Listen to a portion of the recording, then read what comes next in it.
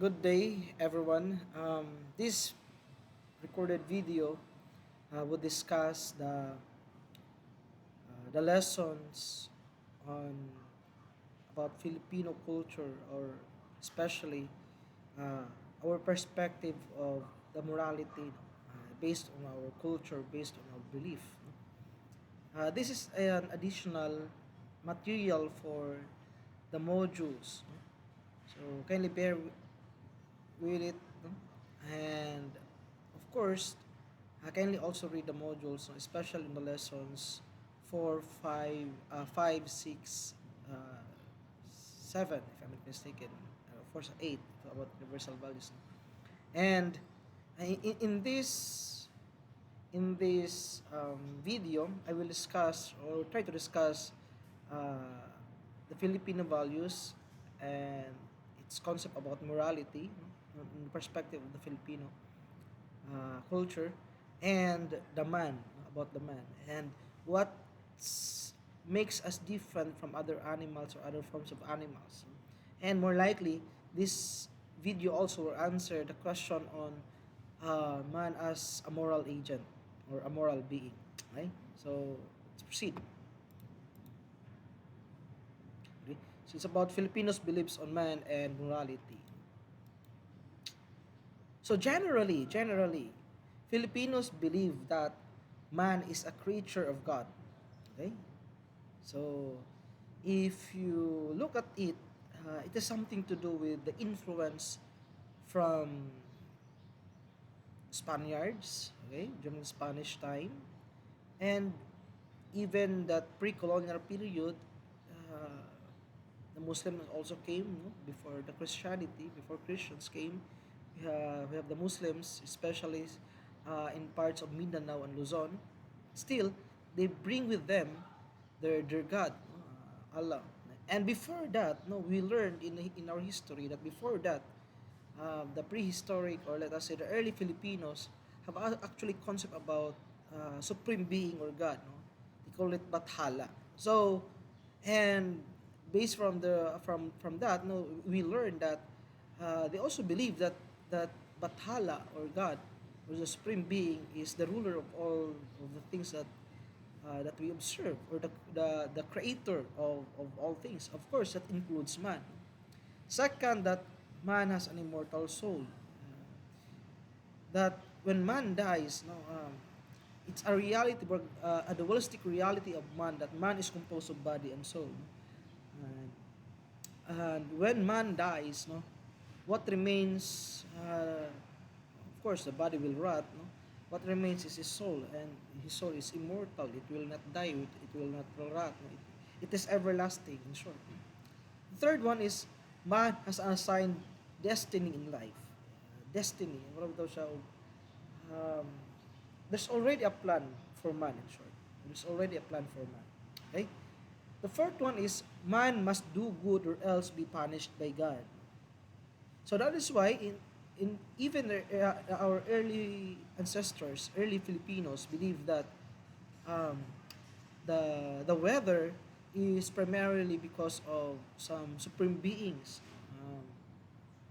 The same with the early Greeks, no, the way they believe about the gods and the goddesses, that the supreme beings, or the gods and goddesses, control, no, our surroundings, our environment, the fate of man, and whenever we disobey them, there's a punishment given to us.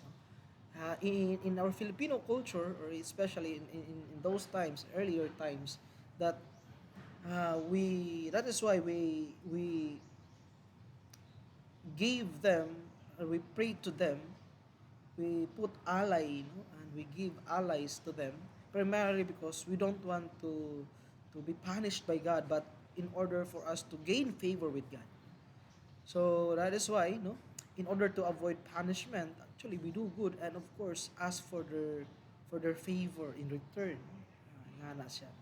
And the fifth one is man by nature is good, but is morally weak. So these are the five things that Filipinos believe generally, no, about our culture, about man specifically, man and the culture.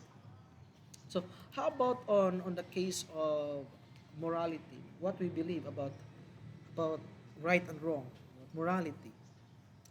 Accordingly, first that morality is batas ng Diyos. As I've told you a while ago that it's rooted on our religious belief. No? And that's why it's also associated with the concept of right and wrong. For instance, for us Christians, and we were colonized by the Spaniards and they introduced Christianity to us. And later on the 18th century, Protestantism, and that's why we have different views about Christianity, of course, no? And the same, no? Even in Muslims, that's why we have the concept of sin. That what is right and wrong is actually right. Doing right is actually doing what's God's will, and wrong or bad things are those against the God's wills. So that is why for us Christians we have the Ten Commandments, and I don't know specifically the for the Islam. I believe they have the Quran. The same, I believe they have also same as with the Ten Commandments. But um, in the Ten Commandments, it's clearly stated there what are those things that are right and what are those things that are wrong, moral law. For instance, thou shalt not kill.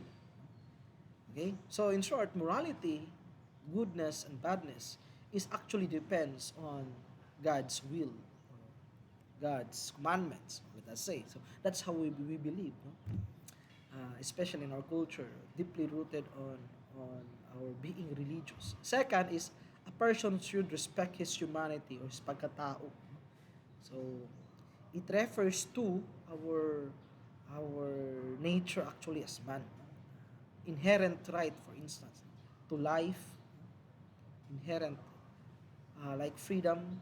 Okay, so we should now, in order to make it right, we should respect that nature, that inherent rights that we have.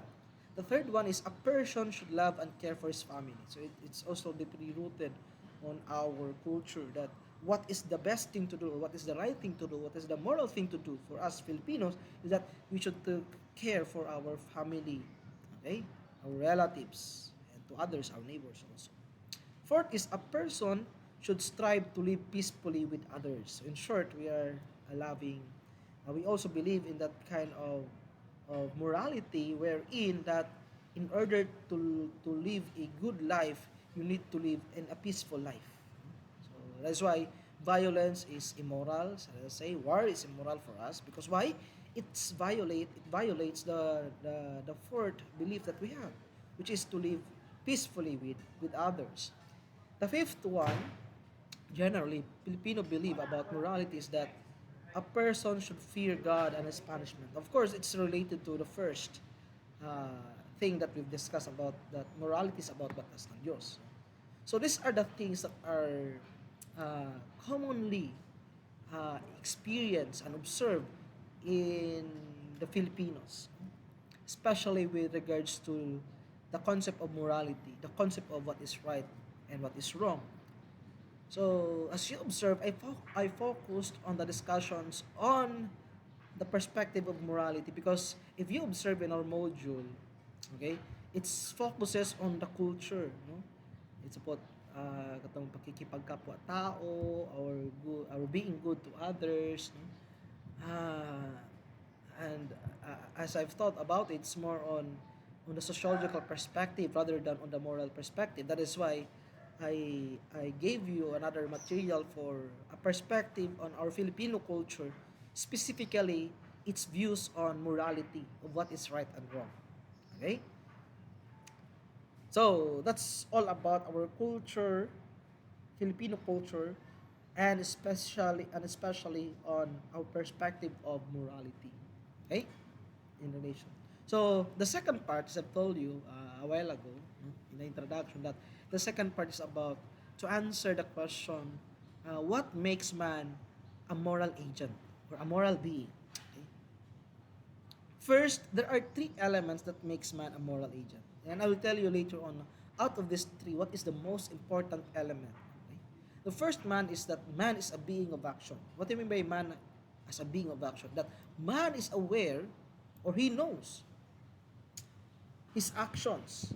Man acts, but at the same time, he doesn't only act as it is based on its natural impulse or natural instinct, but we act as if we know. No? For instance, pagpangawat, or let's say doing good. Why we do such act? For instance, we know that it is good and we know that it is wrong. That's why we avoid. That's why we do the good thing. So that's the first element, that man is a being of action, and because of that, that we are aware of our action, whether it's good or bad. We are also responsible of the consequences of our actions. So we are also responsible of our actions in short. The second element is that man has an intellect. The intellect here refers to specifically, that we are enabled, or we have the capacity to distinguish right and wrong, to know what is right and wrong. Okay? Okay? To distinguish what is a good action from a bad action. Okay? We are capable of knowing, as I talked a while ago. And that is why, in relation to number one, also the first element, that since we are aware of what we are doing, we know what is right and wrong, we should also be held accountable for our actions or the consequences of our actions. Okay? And the morality of human acts can be applied only those who have knowledge of right and wrong, or good or bad actions. And on the first video, I mentioned it, and it's about the age of reasoning. That only those people who are in the age of reasoning, what I mean by age of reasoning, it is the age, or the period we're in, that man is already aware, basically, to the basics, especially of what is right and wrong. This is the time when man can already distinguish what is right from wrong, and that's why we learn that it's around 7 or 8 and onwards, until the time that we cannot recognize anymore, or we cannot distinguish anymore right from wrong. For instance, when we reach the age of 90, let us say, and we experience Alzheimer's disease, or let us say a loss of memory, or we can't remember and some details, let us say, for instance, good and bad. So that's the time that we become exempted, and it's not applied to us. And that's the time that we can say that we are not anymore, or we are not longer uh, a moral agent, okay, or a moral being. Why? Because we cannot distinguish anymore what is right from wrong. Okay? So that's the basic element. And among these elements, actually, as I've told you, there are three. Among these three elements, what is the very most important is this one, no? That man has intellect, that man has a capacity to distinguish, to know, to discern right from wrong. Okay? So as I've told you a while ago also, no? To add, moreover, no, those morons, idiots, imbeciles, mongoloids, insane persons, and the like, and those children below the age of reason are not moral agents. Okay? They're not moral being. They're exempted on this one. Okay? So this is the second element. The third element, that man has will. Man is free to do his action, to act and not to act. And because of this, in relation to consequences and responsible to consequences, as a moral agent, since we are free to act, we are liable to our actions.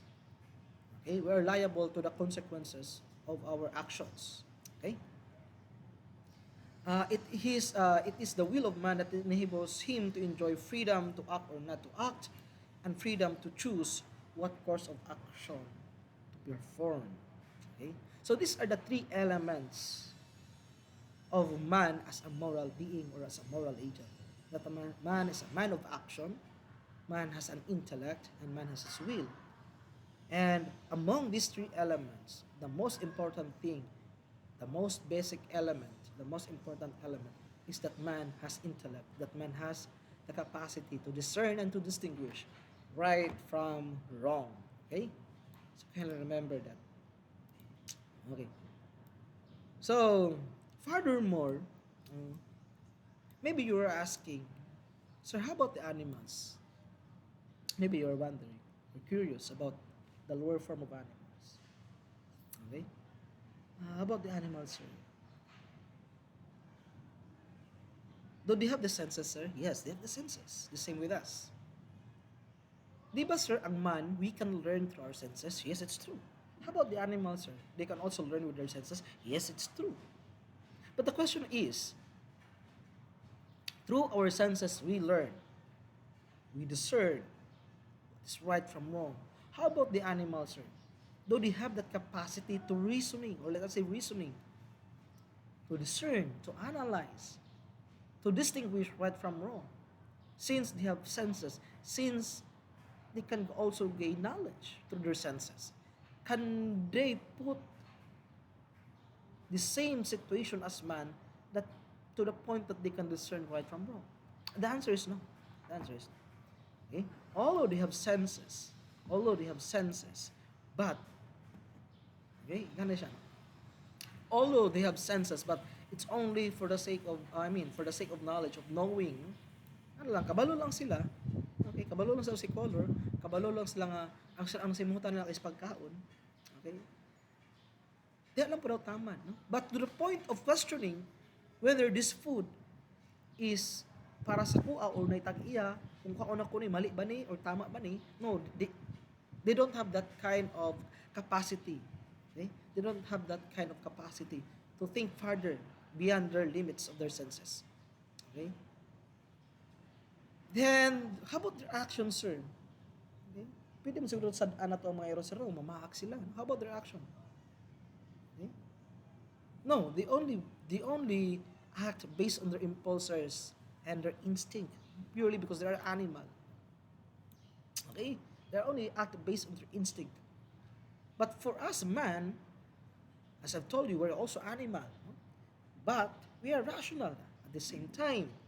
Rational in the sense that we gain knowledge through our senses, but at the same time, we we also categorize it, we analyze it, we discern, we distinguish, and that's why this intellect, because of our intellect. Okay? So so it's an advance, no, compared to other forms of animals. In short, no? It's about the capacity of our brain. If you put it in science, no? If you compare our brain capacity, potential, no? Man has intellect, no? Which is cannot be observed to other animals or lower form of animals. How about our appetency? No, we do or we act not only based on our instinct, but also based on our will. Katabi tong will, that the freedom to choose and to act. Okay? So, in example, okay, how about kana bitawng gutom? Okay? Let's say, no, gutom. For animals, purely animals, not rational animals, if they feel that they are hungry, their instinct will tell them to eat.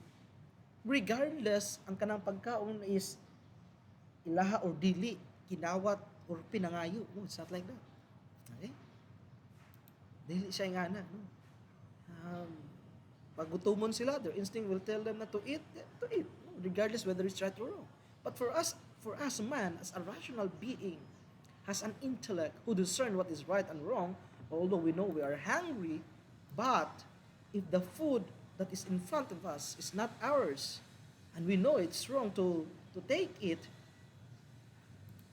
we have the will to resist our hunger. Okay? We have the will to resist our anger. So in short, bahala, gutom na ko, di jok mo mukawat, or di jok mukaon kay nga naman, we know it's not ours. It's wrong. Okay? We have the will. We have the freedom to choose. We have the freedom to act. Okay? So these are the things that makes us different from other form of animals. In terms of knowledge, of intellect, we can analyze, we can categorize, we can discern, or in short, we can rationalize. If you don't want to use the term intellect, we can rationalize the things that we learn from our senses, from our observation. Okay?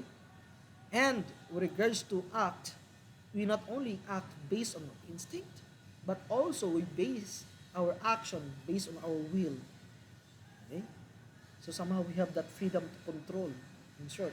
over our own nature, over our impulses and instinct. The same with urge, sexual urge.